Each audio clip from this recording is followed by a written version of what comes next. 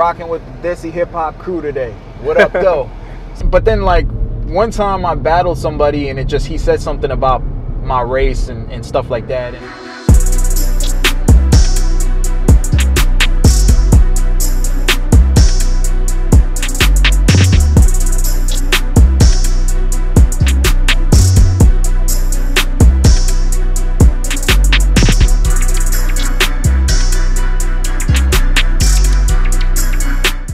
I'm a little crazy, I'm a little cuckoo. People wanna tell me What's good, Desi Hip Hop fam? Today we're in Las Vegas hanging out with Lazarus. The man's a full-time physician in Las Vegas and he's a rapper. He was born and brought up in Detroit and he's worked with some of the greatest rappers and hip-hop artists like Royce da 5'9", D12. He's won the 2015 Underground Music Awards for his track Open Heart Surgery. He's recently released Man on a Mission. The guy really is a man on a mission. So today we're gonna hang out with him and figure out what his mission really is. Parliament with every rhyme I spit, I'm King Solomon. Swear solemnly, every time I make a mark, I'm razor sharp as Donovan. Brother, surrounded by these fake rappers, and I set fire to all of them. You just released a music video for Man on a Mission. Right. It's hit 1 million already, right? And at the time of shooting this interview, it's at 1.2 million or something. Right. How do you feel about this? Man, I just feel blessed, man. I feel real blessed just to be able to have a voice that's getting out there in the world, you know. And I really, you know, I do hip hop for the fans. You know, I do it for the people. I do it for the hip hop community. I do it for the Desi community, and I just want to be able to make a positive impact with the words that I use in my rhymes. Things have been so steadily climbing. Last year, you know, I did the records with D12, Royce, and then you know, this year we dropped the one with Bohemia. And just steady building the momentum, you know, and because my schedule now permits me to, you know, to work, you know, more on my music than I had in previous years when I was doing residency and things like that. Let's pull back to the past, you know. You know, where did all this start? Like, when did it all begin? Man, I mean, everything kind of started back, I would say, around 1999, 2000, up in that time, you know.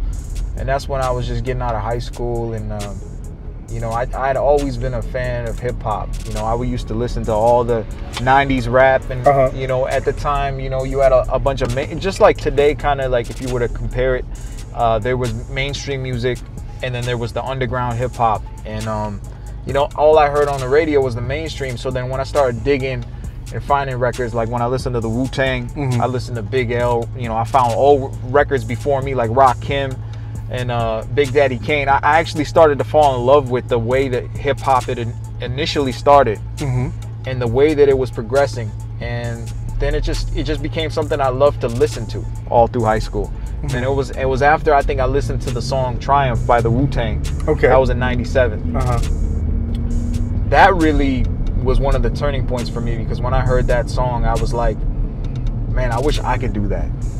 You know, that was the time when I heard Inspector Deck, and he says, you know, I bomb atomically, Socrates' philosophies and hypotheses, can't define how I'll be dropping these. I heard that and I was like, that's dope. Like, I never imagined that rap could be so, you could use educated words the way they were using all these, you know, big vocabulary, but saying something with it, you know. It was like having a message behind it. So I was like, you know, that would be so cool if that's something that I was able to ever do. Now, this is before I even attempted it, you know. And so it built from there, and you know, starting after high school, I went to Wayne State University in Detroit, and you know, I just started practicing. Like, I just started putting my own rhymes together. I'd go in the basement recording with my boys, and we just have this little tape deck. You know, we would just record it on a cassette tape, and we would just like put an instrumental on in the background, and we were just excited to find instrumentals on what at that time they had Napster.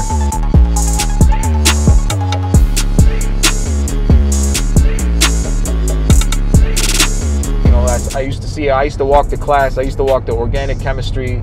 They walk into my biology class, and I always see this circle of rappers. And they'd always be out there rhyming and stuff like that. And then I used to think to myself, I'm like, hey man, you think I might be able to bust one of my rhymes that I had in my head, or freestyle, or start working on stuff? And so I started walking in there, and you know, I got in, and the first time I ever did it, I felt so out of place. Like, I'm like, yo, I can't do this.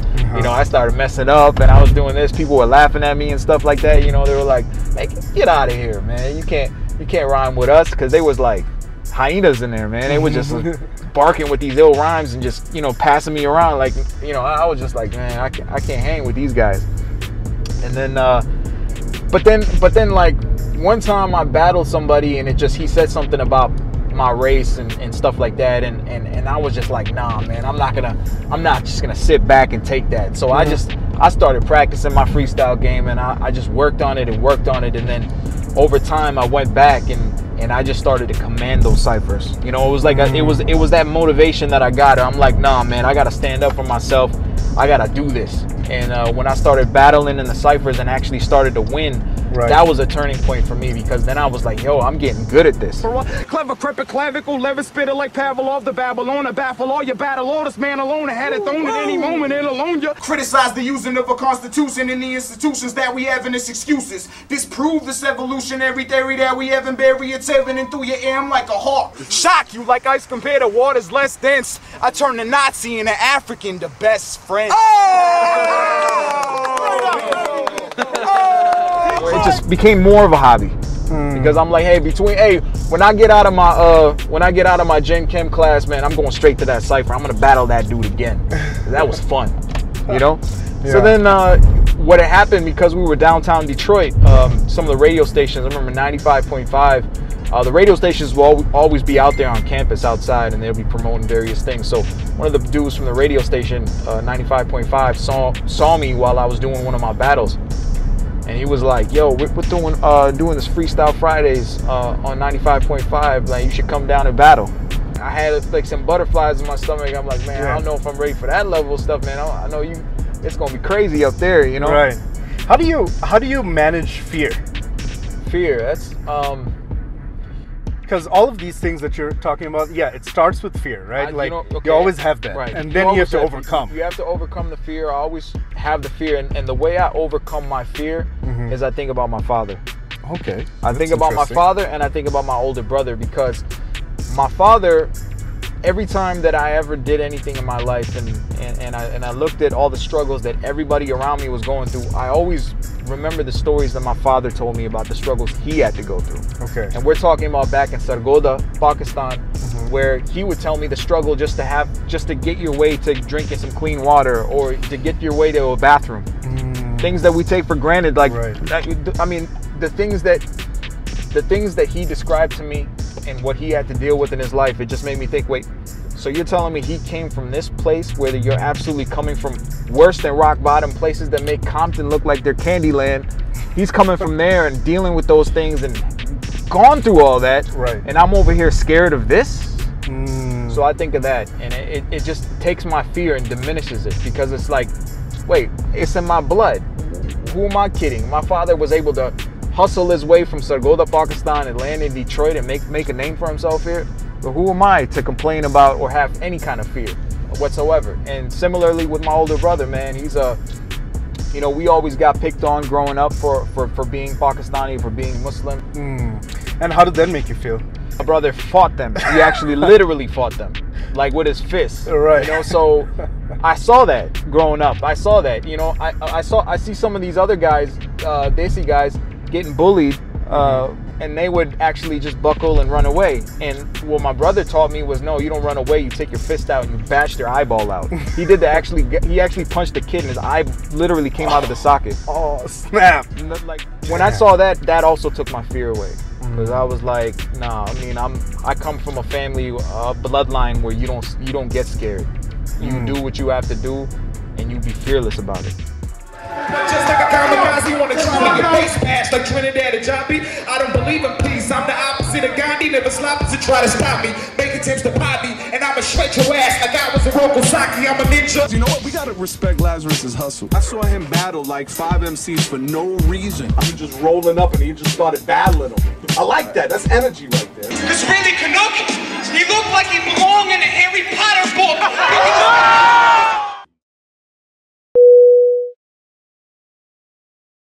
Growing up, you know, this type of bullying that you face. You know, it's interesting to me just because Detroit is like very kind of diverse city, Very right? diverse. Like it's got the largest Arab population. Yep. You know, full You of got black everybody. people, You white got- people, you got brown, everybody. Desi, just everybody, right? You got everybody in So Detroit. in a city like this, what do you think? Like, why is this happening over there? You know, why are there so many? Like, can't they just live together, or is it like 9/11 happened and then it got worse, or how do you see that? I mean, I feel like before 9/11, wasn't always necessarily that, oh, we want to hate on them or we want to call them terrorists, but it's just that when you watch your Simpsons, when you watch your everyday Hollywood movie, and if you ever see a Desi person on there, it's never one of respect, and I noticed that growing up. See, if I ever had a role model that I respected, it was going to be a white guy or a black guy, because those are the only people that I could see myself respecting. Whenever you see Apu in Simpsons, Right. you don't look at him as a man of dignity or respect. You look at him as somebody you could laugh at. Right. Ah, look at Apu, look at Apu. And, you know, what are you doing? You know, that whole thing, that became the stereotype. So then anytime I got involved in anything, that was the first thing people thought of. They thought of Apu. You know, they thought of those kind of characters and those kind of TV shows or movies, because those are the people that were representing our race and community in the media. Right. So when you have that stereotype, as that every time you see a brown guy, you think of those things in the mainstream, then no matter how diverse your society is, you're always going to have that in your head. You know, you're always going to have those images. And particularly for me, if I'm battling somebody, they're going to pull that out, Right. because that's the only thing they know, right? Right. There's no other example set. And then, you know, I dealt with a lot of racism growing up, you know, especially, you know, with kids not understanding my race, my religion, kids telling me to take the sand out my face and all sorts of things. I mean, I've seen and been through it all now, but when 9/11 happened, it just escalated everything to the whole next level. To fly to the States, but he got more eager to higher the stakes. So we in Detroit, and there I was born in cyanide grace. Now I'm the face of a Kunta Kinte, strung up, hung up, struck me down. Puzzled, perplexed by my complexion. I white, black, but I'm brown. So minuscule. I'm a perfectionist with everything I do in my life. So when I was doing my classes in school, it would hurt me to get an A- in a single class. Okay. It would hurt me, literally. I would feel pain from getting an A- in a single class. And, you know, I was like, I want to outperform everyone in the class. So all the nerds, the dudes with the big funky glasses on, the dudes that study 24 hours a day, don't sleep, all they do is study. I'm like, I want to outperform them in my studies. And how did you do that? Did you just study all day, or like what I was? studied. I put my focus on studying the right things, the right times. I figured out how to win.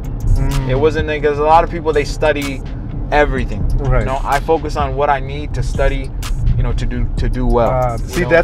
that's a key right there. The further I walked, the more narrow the rope on my very own city became my hope. When music was gold, it touched your soul, raised my confidence. All your life you were on a path to, you know, become a physician, and that's what inspired you. At what stage did you say that, okay, you know, I also like hip hop now? You know, I'm having conflicting. It was there. I would say like going into the second or third year of university is when I started to realize that, look, I'm doing well in all my classes, so I'm en route to become a doctor, to get into medical school, and at the same time, I am, you know, doing well with my music. I was selling mixtapes on campus, literally like going on to various different areas of Detroit, just slanging the CDs, going to different clubs, going to different bars, going to different areas. Everywhere I could possibly find, I had that Lazarus mixtape on me. You know, and I took that Lazarus mixtape with me everywhere I went, and I was selling it, and I was finding people, I was going areas, and I was just walking up to people, just, you know, and I'm like, hey, you wanna you wanna hear the illest, rawest hip hop you ever heard? First thing they do, they start laughing at me. They're like, oh, wait, from you? No. And I'm like, all right, my boy Maximus, shout out to Maximus, man. I'm gonna make you remember this one right here. Maximus used to say, I got my boy Lazarus over here, and I bet you he'll rap for 30 seconds and you're gonna want to buy his mixtape. He put me on the line. I'm like, dog, you put me on the line like that? he used to do that to people on battles too. He said he'll battle you right now, and if you lose the battle, you got to buy his mixtape. Damn. So Smart. yeah, so he started doing that. We started going around to random strangers all over Detroit, and we're not talking about just over at Wayne State campus now. We're talking downtown, everywhere. We would just walk up to people and be like, okay, he's gonna rap for 30 seconds, and we guarantee you that you're gonna want to buy the mixtape after that. And that's kind of how it was, man. You know. And I would spit my bars, and it was just they would be looking at me like they just seen a ghost or something, because they could not imagine somebody of my race, my ethnicity, rapping the way I was rapping at the time. And I saw that reaction come from people. When I saw people's eyes light up, you know, when I was doing that, that's when I started to realize that, look, man, if I can get 30 seconds, if I can get these people to buy my mixtape, then there's a possibility that I could push this as a career. So that was the state of mind that I had at that time. But at the same time, now you have to understand, at the same time, when I was studying to be a doctor, it wasn't just, oh, hey, you have the option to go to medical school. To people, you know, ignorant people don't realize the hard work that is required just to get into the medical school that you want to go to. Right. You know, or just to get into medical school, period. And we're talking about you busting your ass and you're getting a 4.0 GPA, you're taking your MCATs and you get a high score on that. Even those people are being denied, rejected by medical schools all across the country. So we're in a situation where I'm studying with 30 other people that all they do is study. You know, at this point in time, I'm making mixtapes, I'm rapping, and I'm studying at the same time. I'm talking to people that all they do, and the only thing they focus on is to study to become a doctor. All of them getting rejected from the medical schools. Out of all the people that were applying to medical schools that year, there was only 2 or 3 of the people that I used to study with, maybe like 30, 40 people, that even got an acceptance. And when I found out that I was accepted into medical school, it was like, it would be the biggest crime that I'm committing on myself to deny this. Right. When there's people over here that will give anything for that opportunity, and that's all they've ever wanted in their whole life. And here I am, conflicted, that I love hip-hop and I want to pursue that as a career, and at the same time I just got accepted to medical school, which those other 30 people I used to study with didn't get. Right. So my brain is telling me, forget hip-hop, man. You got a chance to become a doctor. Yeah, that's you got a chance to become a doctor, which, you know, my whole life, I've heard my father tell me that if you become a doctor, you're the king of this earth. That's the mentality that I had, and the passions that I had to become that. It all came out, and I was like, this is it. This is my path. This is my God telling me that this is the path for me. I'm gonna become a physician. But then every day I used to get in a cipher. Every day I used to get in a mixtape, and I was like, yeah, I got what it takes to become a doctor. I did well.